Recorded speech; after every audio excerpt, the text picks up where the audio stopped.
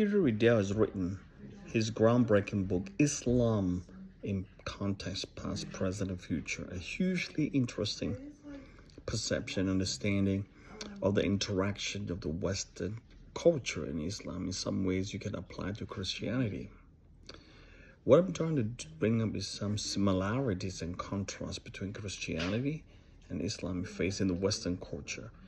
Now, this is what he said. The perception among Muslims on Western culture will be decadent and debased is fueled by regular statements of the Muslim media, both in the Middle East and among mostly minorities in the West, that reflect and often exaggerate the moral decay in Western society. Okay. Invitation to Islam encapsulates the view man in the West feels no obligation to protect women from the harms of society. That is why the man will allow his wife to be a stripper, a call girl, and even a prostitute. Honor knows no place in the West. This is a startling, almost like an accusation of the Western culture by Islamic teachings. And you can see how this is happening because of what is being portrayed basically in the movies.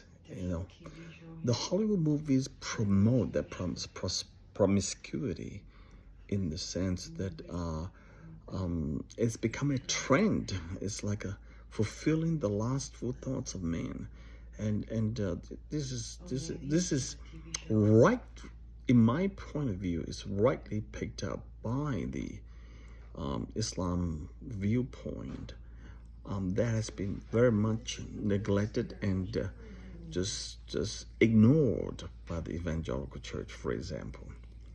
Well, I wrote here that the point is gigantic influence mental, cognitive, intellectual societies beyond the grip of our society perception and understanding, and beats Christian influence hands down. Imagine in Genesis 11, God told Abraham, walk before me faithfully and be blameless. So, be blameless. How can you not speak out against movies of that sort? How do our society degenerate into that kind of movies? Feed everything a Bible does not stand for. It's really hard to continue to be a Christian in that sense, especially young people. So, this is the thing that what we see, for instance, in 2024 Paris, we don't even want to talk about that, go the direction. Okay, so Riddell writes, no doubt Hollywood has a significant role in this process of stereotyping through his worldwide distribution of films, including sexually explicit material. However, this does not justify the broad extent of negative stereotyping of the West. Okay, so of course this is stereotyping. But he wrote that the phenomeноphobia encapsulated in common printed in Common Sense, the newsletter of the Islamic Party of Britain, there's nothing society in the West that remotely resembles good behavior. They walk in vanity, pomp, insolent, and arrogant and boastful. Yeah, you see, the thing is, my point is that they seem to be harsh in their criticism of the culture, but there's a lot of truth in it. You see, that's the thing. So, Ephesians 5:8 says, once you were darkness, but now you are light in the Lord. Live as children as light. For the fruit of the light consists in all goodness, righteousness, truth. And find out what pleases the Lord. Have nothing to do with the fruitless deeds of darkness, or rather expose them. It is shameful even to mention what is disobedient secret. But everything exposed by the light becomes visible, and everything is illuminated becomes a light. So there is a requirement of calling Christians to expose deeds of darkness. Now, Ephesians 5 is talking about the church. It's really exposing darkness of the church members.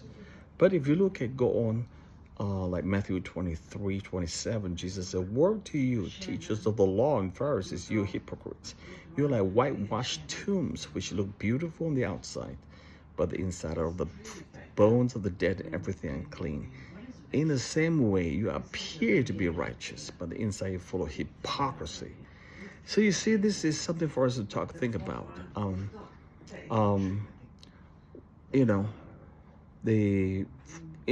We have not been outspoken enough, as what Jesus is saying, that even people who are kind of looking good on the outside, but inside is full of crap. Basically, they are not giving the solutions that the world is looking for. And that's why people are not coming to Christ. Because if you speak the truth, then you will either propel or repel. That's the word. Propel or repel. There's no in between. People think that, or it's just being being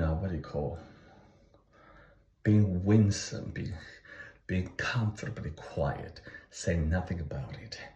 I don't think that is what. We fall so short in comparison with the Catholics and even with Islam. Regardless whether evangelical reform world, we agree with them. Okay, so that's something I just want to highlight.